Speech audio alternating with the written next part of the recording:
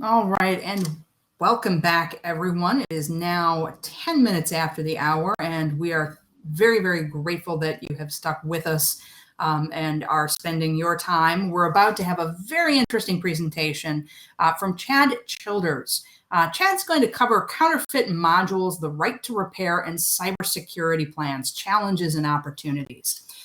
If you've had the chance to kind of catch both Urban's presentation and Claudia and my presentation just moments ago, you'll know that kind of the right to repair is a very important and critical discussion. And likewise, you'll have heard or seen the risks involved with having cybersecurity plans throughout the regulatory update that Claudia and I gave.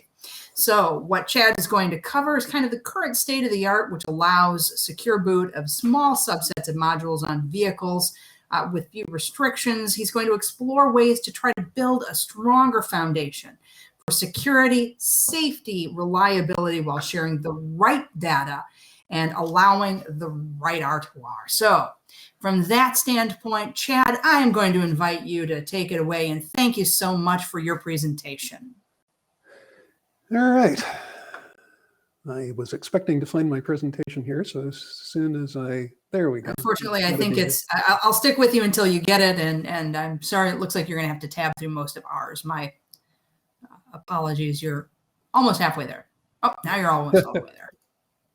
All right. It should be. All right, this looks a little more like what I'm looking for here. There we go. All right, I will step off the stage now. Okay, so today, well, if this thing actually goes to the right slide, today I'm going to be talking about really modules, right to repair, and cybersecurity plans, and digging into understanding the state of the art, the issues and the regulations for automotive modules and diagnostics. I'm going to explore ways that you can build a stronger foundation for security, safety, and reliability while sharing the right data and allowing the right to repair. So my proposals we'll dig into later, but let's just dive into this now.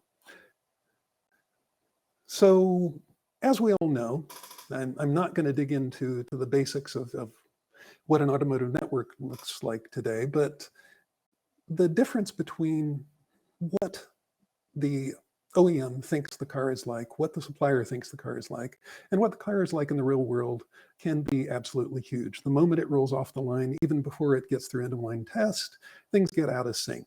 We get confused about what's on the vehicle, that bill of materials versus the real functionality of the vehicle can be a huge problem.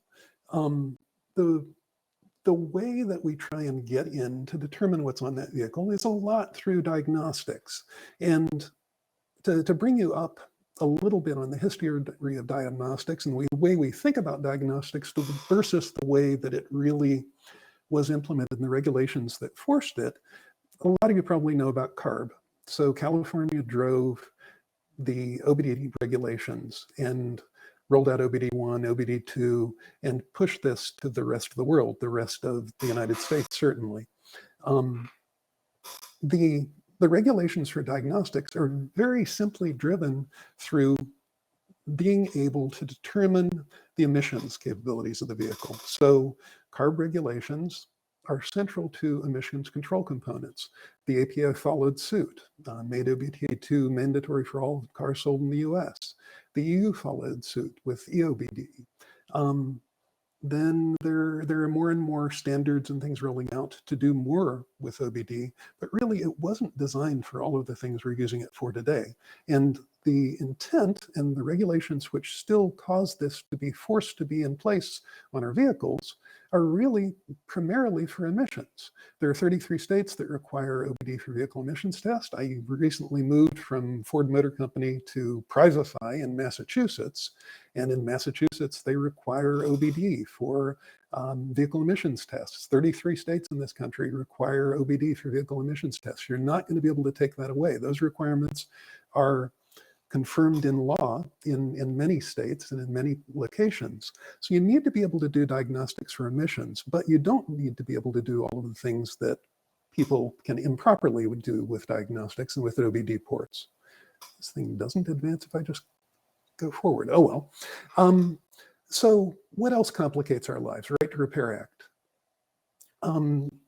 I first heard about this when I was dealing with Sweden, with Volvo, but the EU motor vehicle block exemption regulation, we think about block exemption, we think about right to repair and requiring access to information for mom and pop repair shops. Those independent shops need to have the ability to do the same things that an automotive dealer can do. And that makes a lot of sense. Certainly, having everything tied down to the dealerships is not the best for the OEMs. It's not the best for the customers. It's really not the best for anyone. So freedom to get your car repaired at, the Pep Boys or the Quick Fit Fitters in the UK is a good thing. And access to technical information so you can do that is a good thing. The block exemption regulations also talk about freedom to source and supply spare parts, to protecting alternative parts, so the OEM can't tie you down to just OEM parts. It doesn't specifically address counterfeit parts. So it's perfectly okay for you to go out and get a non-OEM part that says it's a non-OEM part.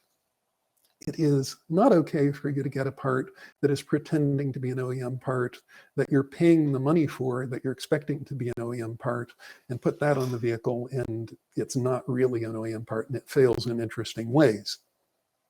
That interesting ways can be interesting from a security perspective, they can be interesting from a safety perspective, they can be interesting in very bad ways.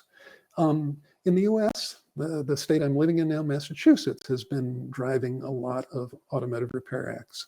In 2013, they pushed out Diagnostics Tools and Repairs Information Act, and just recently they added requiring an open telematics platform to it. And that has not come into play yet, but it is very soon, to require access to that telematics data for anyone. So this is becoming very, very interesting. And because Massachusetts requires it, the OEMs are going to have to follow it for really all states. So once you have right to repair, you're allowed to gain access to that information, whether it's what we intended for a mom and pop repair shop or a quick fit fitter to work on the car, or for an automotive security researcher or a bad guy who's trying to do something, some kind of malfeasance on the vehicle, something that impacts safety or really does bad things to the customer, or a customer unintentionally doing bad things. We open up these things a lot more. This makes our lives a lot more interesting. Also, one of the things that's happened with the courts is the Electronic Frontiers Foundation fighting for these openness and right to repair have actually taken it even further. So a lot of the data that is on the vehicle that is proprietary to the OEMs, we've got decisions coming down that that data should be there for everybody, and people can copy it and freely use it, even if they're breaking it out of tools that were published by an OEM. So we're in an interesting space here. So what all is going on with this? Well, obviously, the first thing that went on with this was chip tuning. Back in the early days of automotive networking, the primary module, the biggest module in the vehicle was the ECM or PCM. We used to even just call it the ECU, although now when we talk about ECU, we mean any electronic control unit. But the engine control module, or powertrain control module, which also includes transmission, you need to be able to get to that to do diagnostics on engine function so you can determine about emissions. But people want to get to that in order to tune their car. They want to either replace the chip or modify the chip or edit the chip or go in and find ways to get more power if they want to have a race car they want to run on the roads, unfortunately. Now, let me go down that sidebar. The OEM actually may give you a custom key that you're only allowed to use on a racetrack. So you may have an option nowadays where the OEM will have a race key that you're only allowed to use on a racetrack and the normal key that you're allowed to use on the roads. So the OEMs are getting into this. Someone might want to get more fuel economy. An OEM might improperly claim that you're getting more fuel economy and tune the chip in an improper way. I'm not going to mention names of OEMs who've gotten in trouble for this sort of thing with the US federal government, but this has happened. So once you tweak something to get more power or more fuel economy than it's designed to, you end up with higher emissions, which breaks regulations in various states or federal regulations or European regulations, because the OEM has said what they're going to comply with for vehicle emissions. So because of this, we can cause regulatory issues by allowing this to happen. Obviously, we can cause warranty issues because someone's getting in there and replacing the code or the parts with something that doesn't meet the specs of the vehicle. So who's going to be trying to do this? Well, the vehicle owners have tried to do this historically. A lot of vehicle owners want to have a faster car, or they want to get more fuel economy. They feel they have the right to repair and mess around with their vehicle. They own their vehicle. So the vehicle owner can be tweaking these things. And from the perspective of the OEM, from the perspective of, once you do this, often you will reduce the lifetime of the motor, wear and tear on parts, because you're putting it out of spec and it's burning hotter. So you've got warranty issues. You've got all kinds of things going on. Custom shops, you can go in and pay a shop to do this for you, obviously. So this can get really, really interesting. This sort of attack has been going on since the early days of vehicle electronics. And if we keep going, anti-theft. This has become a really interesting attack because somebody wants to get in and reprogram the BCM to add more keys, to add a key improperly so I can steal the vehicle, to turn off the immobilizer so I can steal the vehicle, to reprogram modules in general. So usually the attacks that they perform on a body control module in order to break a immobilizer can also be used to reprogram that module and other modules in the vehicle. Typically, this is performed by UDS Service 27, which really isn't very strong, and historically has been even less strong than it is nowadays. So this one, you don't have as many individuals attacking it, people who want to steal cars, occasionally people who want to make their own key, people who want to counterfeit parts. So the biggest attack that I've seen on this is a company or a corporate attacker, probably with the aid of a nation state attacker, that was going in to actually break the backend systems for UDS Service 27 for those initialization keys. So the attackers that are interested in this, if they're trying to make counterfeit parts, they can make a lot of money off of it. If they're trying to steal cars, they can make a pretty good amount of money off of it. So there are a lot more economic incentives for this, and this one is really a big one and really a big area that we need to worry about. We need to dig in a lot more. Obviously, well, if my slides will go on here, counterfeit modules are a huge thing. So the counterfeit modules can come from an owner accidentally purchasing a counterfeit model, thinking that it was an OEM model. It can come from a dealer or a shop going in and buying cheaper parts and passing them off to the customer, even though they know that they really shouldn't be able to buy that part for $5. It really isn't an OEM part. They didn't get it through the right supply chain, but they could do that to the customer, and the customer never knows about it. You could have a module that the OEM approved or the supplier approved, and then a second tier, third tier supplier changes components on it, switcheroos, that happens.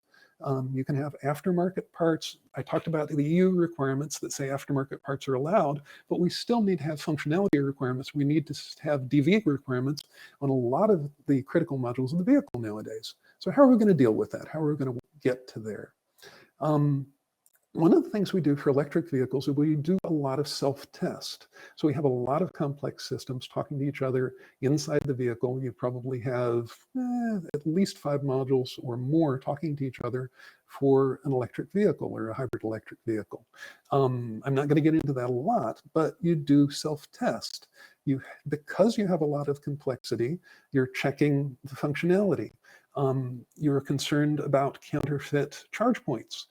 So if I'm going to a charge point and it's trying to steal credentials, steal payment information, we talked about that a little today, that kind of thing we want to protect against. So we're putting a lot of protections in place for electric vehicle. We see a lot of the issues, and the complexity on this is absolutely massive. So there's a lot of work that needs to be done on this, and this is an area that we're getting pretty mature in. But this is kind of a way that we need to follow for the other systems in the vehicle, especially critical systems. So I talked about Service 27. That's a hexadecimal Service 27, UDS 27. It's got a security seed and key. We used to have very small seed and key. They're getting bigger, but even a bigger seed and key, it's just a matter of time. It's just a matter of horsepower of the computers to attack that. Historically, we've had real problems with dealers sharing or selling credentials. That sort of thing has gone on ubiquitously.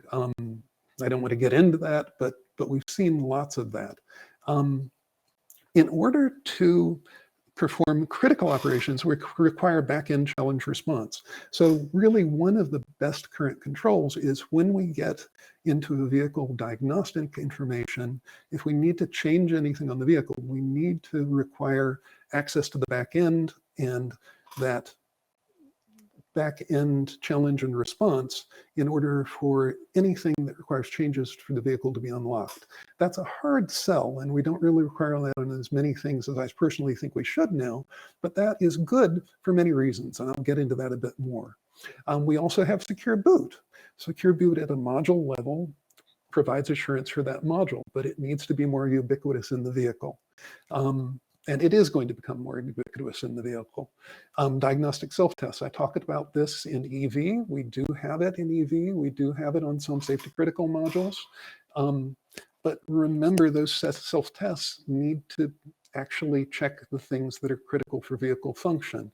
So because of time constraints, startup constraints, really technology constraints, we're not doing it as much as we could. And I would like to see this sort of functionality spread more. So what can we do? Where do I feel we need to go to make these things more secure? Well, I'm going to take you way back in history first. So Chateau Galliard in France was the most advanced castle of its day. It was the first castle with defense in depth. It had 3 multi-level moats. It had these crenellations and maculations, which were brand new. And it had something else, which was a brand new technology, which unfortunately provided a security failure. It had a toilet chute. So what they call a guard road back then. This castle that, I believe it was King Richard the Lionheart built this in France and wanted to put in this fancy new technology called toilets. Newest thing. Unfortunately, the toilet chute was not outbound only. It allowed inbound people crawling up the toilet chute, and they crawled up into the castle, took it in the middle of the night, and opened the gates. So what do we learn from that? What do I teach from that? Why do I want you to remember the toilet chute in the castle?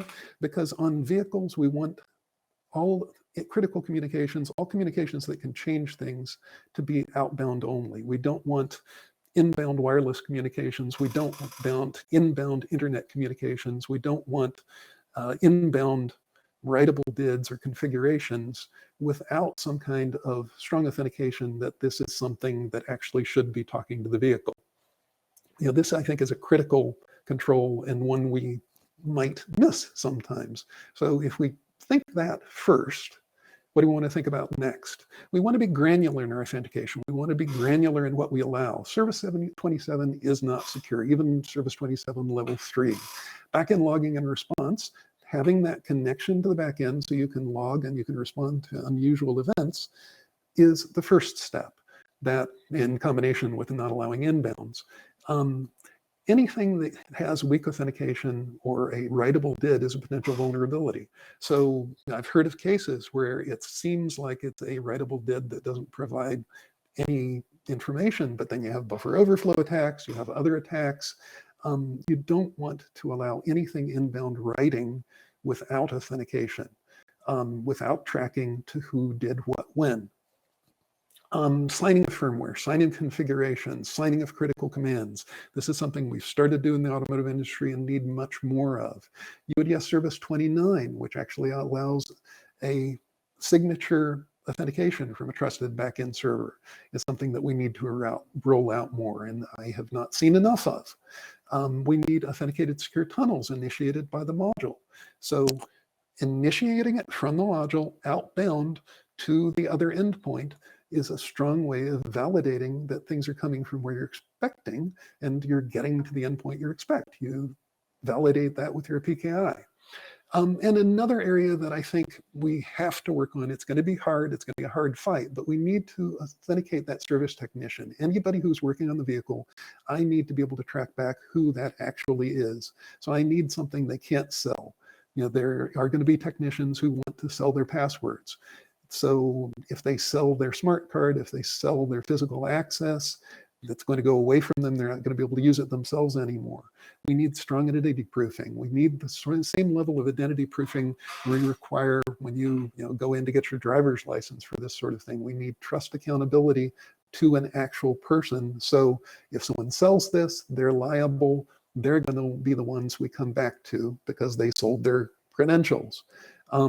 And it can't be sold to 100 million people. It can only be sold to one person. It makes it a little bit harder on them. It's going to be a hard battle to fight, but I think it is a battle that we need to fight. We need also to think about what do we need to do? So I've got my right to repair. Does that mean I have a right to anonymity? So for safety, for things that are critical for security, for things that are critical for warranty, we need to only allow that when it's traceable to an accountable human being. Physical access is going to allow changes. So if I have technical controls and somebody can rip out a module and replace it with another module, we need to understand that that's possible and what that impact's going to be. We need secure boot validation of firmware, and not just the firmware, but built-in test. So I take it to the next step, I do the secure boot. The secure boot includes a test, and I validate the things I'm talking to. So what I'm trying to push towards is a system-level secure boot. The modules boot, they talk to each other. I can figure out that the vehicle system has booted securely. So we need to do that using public key-based communication and not, like I've seen some attempts to, put it all in an ASIL-D rated module and just overload that ASIL-D rated module. We need to put it on the crypto, and we need the ability to validate this not just on one module in the vehicle and trust that it's pushed outwards, but to validate it vehicle to vehicle, to validate it within the vehicle, to validate it to the infrastructure, and to validate it all the way up to the back-end OEM. And to do that, really, we need to base it on a PKI.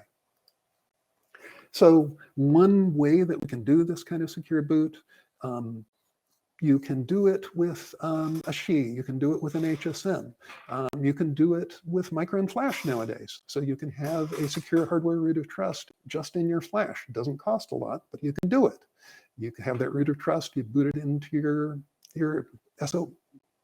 secure element, or rather boot it into your module. You can use a logic memory BIST. You can do memory measurements, a lot of the diagnostic stuff that we do in the plant for counterfeit avoidance. Well, you need to start pushing this sort of stuff into the vehicle, into the modules, testing components, and checking components based on the secure boot. So you can do this up to the cloud.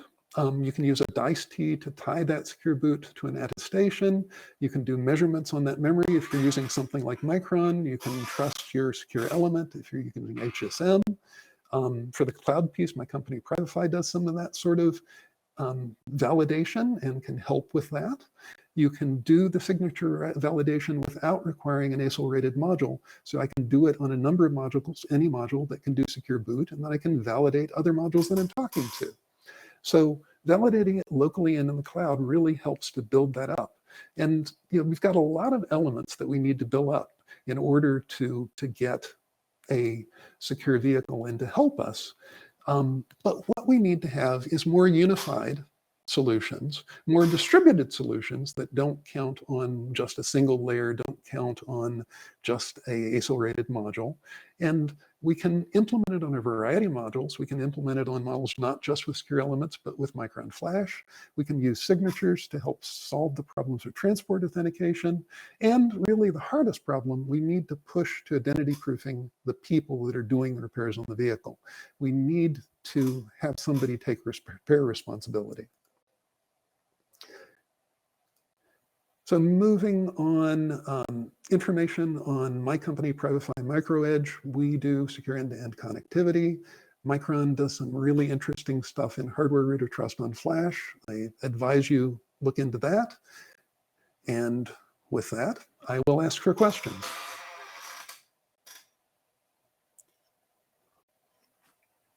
I'm trying to keep up with time here because I know we were running late on the previous session.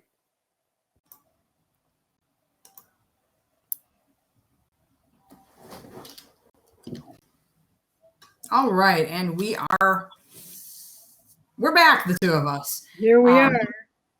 Excellent. So let me take a look, and I will pull to see if there are any questions. I think kind of the one question that I'm seeing on the list, Chad, any thoughts with respect to firewalls? Oh, absolutely. And I'm sorry I didn't talk about that. I do think that is a strong requirement, and it does help isolate things on the vehicle network. I think having isolated subnets should be a requirement. And I think I talk about that in another talk that I'm planning to give over at SAE.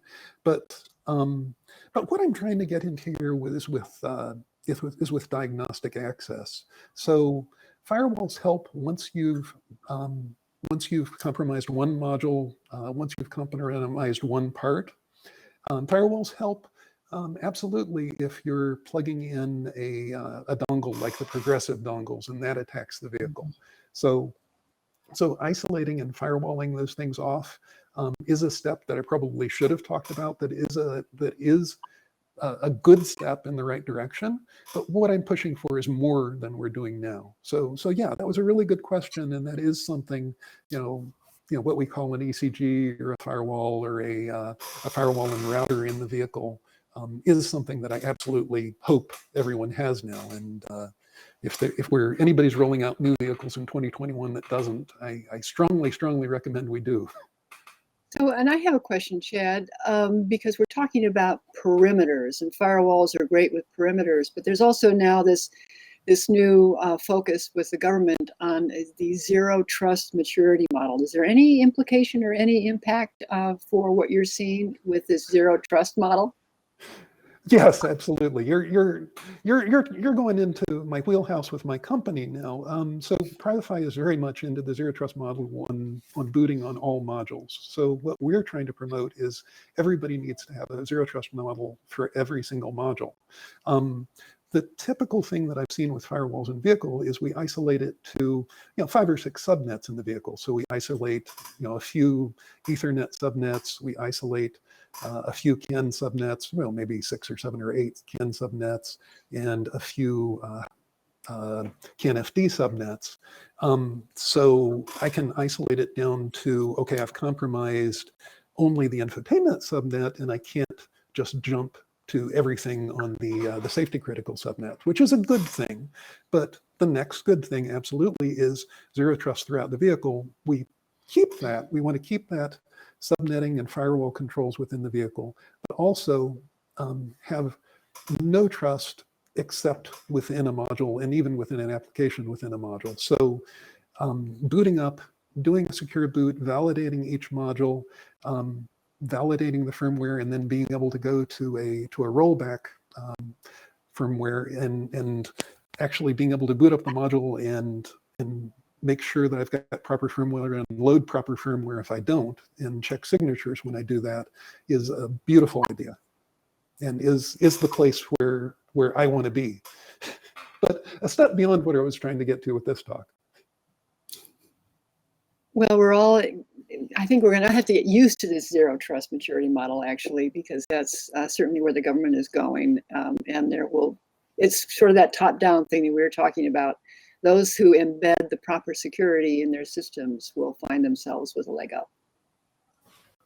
Absolutely. And I think the way that you get that leg up, the thing that concerns me when I was working for an OEM, it's a constant fight to get funding and to get time and to get memory. Memory on a module is a horrible constraint in a lot of cases. I can't get my secure element booting properly because I haven't got enough memory, even if I paid for a secure element. So fighting